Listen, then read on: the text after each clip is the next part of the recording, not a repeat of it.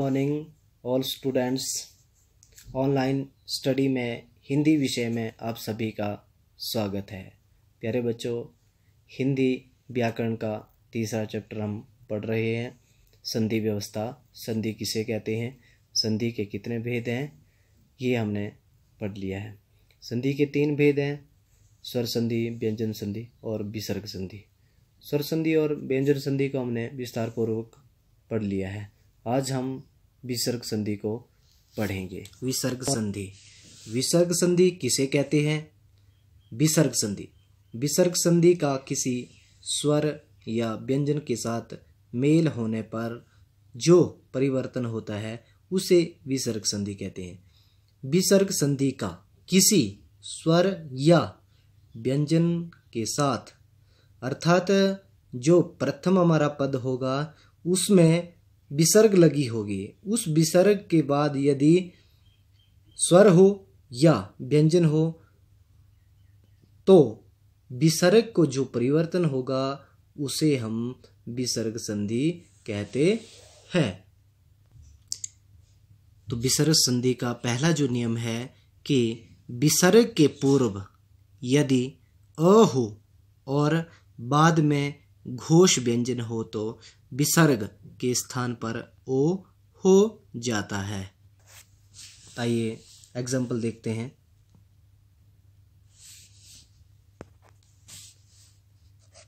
मनः जमा भाव। मनः, मनः जमा भाव। तो एग्जाम्पल मनः जमा भाव है तो नियम क्या कहता है कि विसर्ग के पूर्व, ये विसर्ग हैं, इससे पहले यदि अ हो तो क्या है, देखेंगे म में क्या है, अ है, आगे न योग अ, तो अ में विसर्ग हैं, जमा क्या है, भाव। तो विसर्गों से पहले अ है तो हमारा जो नियम है ये सही बैठता है। उसके बाद क्या हो, घोष हो। घोष यानी सघोष, प्रत्येक वर्ग का तीसरा, चौथा, पांचवा। तो तीसरा है प फ ब भ, चौथा है भ, तो ये घोष है। तो इसीलिए विसर्गों को क्या हो जाएगा, ओ हो जाएगा, ओ हो जाएगा। तो मिलाएंगे म न। अब ये जो विसर्ग हैं और ये जो अ है इसको ओ हो जाएगा, विसर्ग के स्थान पर ओ हो जाएगा तो क्या बन गया, मनोभाव, मनोभाव। इसी प्रकार से नेक्स्ट एग्जांपल देखते हैं। अधः जमा गति। तो विसर्गों से पहले अ है, ध में अ है तभी विसर्ग हैं, तो उसके बाद घोष भी है ग, तो इसलिए विसर्गों को क्या हो जाएगा, ओ हो जाएगा। तो मिलाएंगे अध, विसर्गों को क्या हो गया, ओ हो गया, अधो गति बन गया। अब नियम सेकंड देखते हैं हम। नियम क्या कहता है, यदि विसर्ग से पहले, दूसरा जो नियम है, यदि विसर्ग से पहले कोई स्वर हो, कोई स्वर हो और बाद में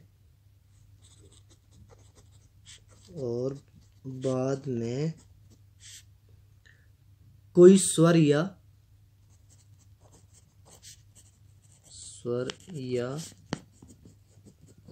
सघोष व्यंजन हो, व्यंजन, सघोष व्यंजन हो तो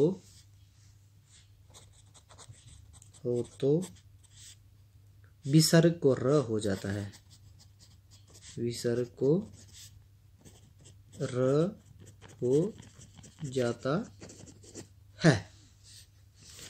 तो आइए देखते हैं, एग्जाम्पल देखते हैं।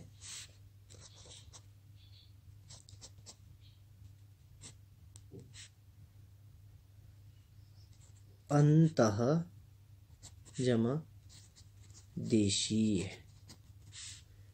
तो विसर्गों से पहले स्वर है, अ है, और बाद में क्या है, द है।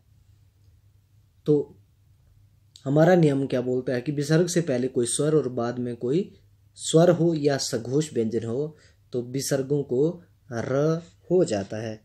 तो विसर्गों को देखेंगे अंत, अब जो विसर्ग है उसको र हो गया और र क्या है आधा, र आधा है तो आगे क्या है दे। अब र जो आधा है तो पीछे चला जाएगा, अंतर दे शी है बन जाएगा।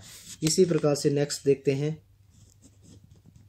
दुह जमा उपयोग। तो अब विसर्गों को स्वर है आगे र हो जाएगा तो दु, अब र आधा है दु रु दुरुपयोग, दुरुपयोग हो जाएगा दुरुपयोग। इसी प्रकार से निहि जमा धन, तो र को क्या हो जाएगा, सॉरी विसर्गों को र हो जाएगा, क्या बन जाएगा र आधा है तो आगे चला ध के ऊपर चला जाएगा निर्धन बन जाएगा। इसी प्रकार से और भी हम देख सकते हैं बहिर्मुख, बहि जमा मुख, तो विसर्गों का र हो जाएगा तो बहिर्मुख बन जाएगा। अब तीसरा नियम विसर्ग संधि का कि यदि विसर्ग के बाद च या छ अघोष ध्वनि हो, अघोष यानी प्रत्येक वर्ग का पहला और दूसरा, अघोष ध्वनि हो तो विसर्ग को श हो जाता है। आइए देखते हैं एग्जांपल।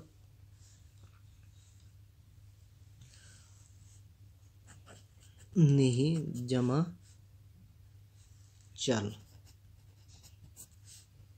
तो क्या कहा है नियम में कि यदि विसर्ग के बाद च या छ अघोष ध्वनि हो तो विसर्ग को श हो जाएगा, विसर्ग को श हो जाएगा तो नी, अब क्या होगा श हो जाएगा, श आधा है आधा होगा तो आगे क्या है चल, तो क्या बन जाएगा निश्चल। इसी प्रकार से अगला देखते हैं हम एग्जांपल निहि जमा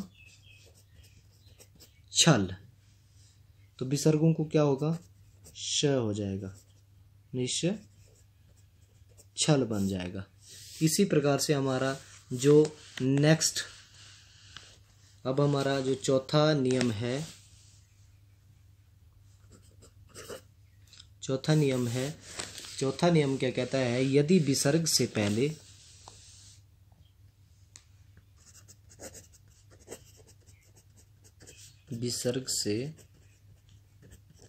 यदि विसर्ग से पहले इ या उ हो, इ या उ हो और बाद में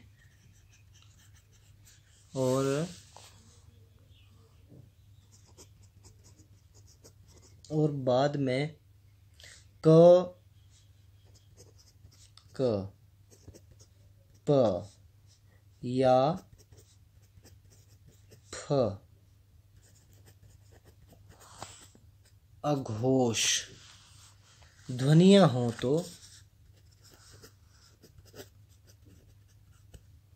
ध्वनियां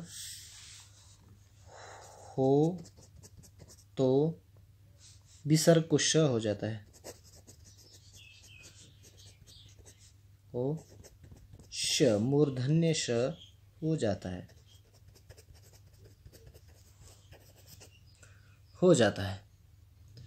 क्या कहा, यदि विसर्ग के पहले इ या उ हो और बाद में क प या फ अघोष ध्वनियां हो तो विसर्ग को मूर्धन्य श हो जाता है। तो अब देखेंगे एग्जांपल निहि जमा कपट, तो विसर्गें हैं, विसर्गों के बाद अघोष भी है, क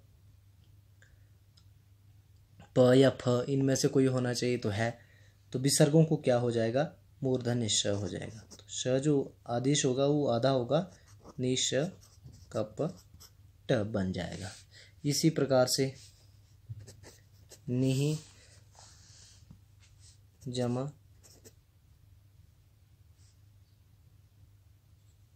पक्ष, तो क्या बन जाएगा, निष्पक्ष बन जाएगा। इसी प्रकार से दुहुजमा प्रचार, दुष्प्रचार बन जाएगा। इसी प्रकार से अगला एग्जाम्पल देखेंगे।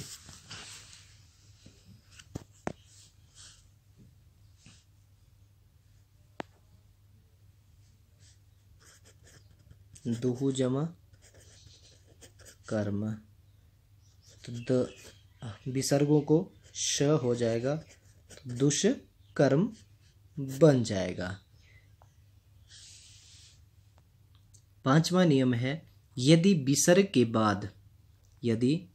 के बाद त अघोष ध्वनि हो तो, विसर्ग के बाद क्या हो, त अघोष ध्वनि हो तो विसर्ग को स हो जाता है। यदि विसर्ग के बाद त हो तो विसर्ग को स हो जाता है।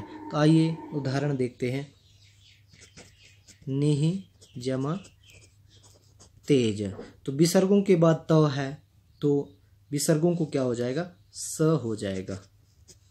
नि स आधा तेज मिलाएंगे क्या बन जाएगा, नि स तेज। इसी प्रकार से अगला देखेंगे एग्जाम्पल, नमः जमा ते, तो विसर्गों के बाद त है तो नमः, विसर्गों को क्या हो जाएगा, त आगे हो तो स हो जाता, क्या बन जाएगा, नमस्ते बन जाएगा। 6ठा नियम देखेंगे, यदि विसर्ग के बाद श या स हो तो, यदि विसर्ग के बाद श या स हो तो विसर्ग या तो यथावत रहता है, अर्थात विसर्ग ही रहता है, या श के पहले श और स के पहले स हो जाता है। अर्थात नियम कहता है कि यदि विसर्ग के बाद श या स हो तो विसर्ग ही रहता है, या तो श के आगे श और स के आगे स होता है। आइए उदाहरण देखते हैं।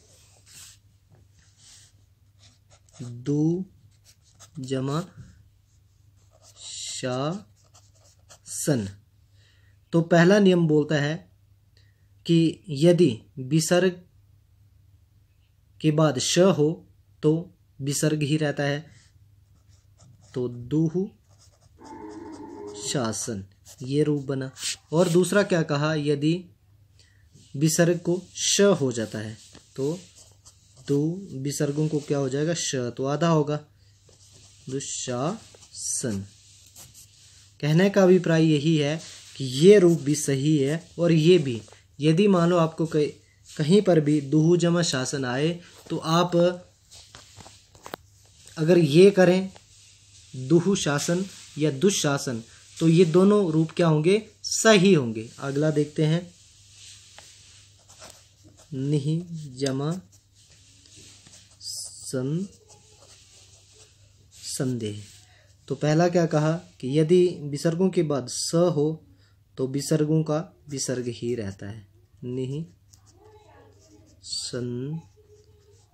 संदेह। इसी प्रकार से स विसर्गों को स भी होता है, नि स संदेह, तो निसंदेह ये रूप भी सही है और ये रूप भी सही है। अगर दोनों हैं तो दोनों सही है। तो प्यारे विद्यार्थियों, हमारा जो ये संधि का चैप्टर है ये कंप्लीट हो गया, और इसके अलावा पुस्तकों में आपकी और भी कई सारे एग्जाम्पल उदाहरण दिए गए हैं, अभ्यास भी दिया गया है आपकी पुस्तक में, तो कृपया आप सभी उसको कर लें।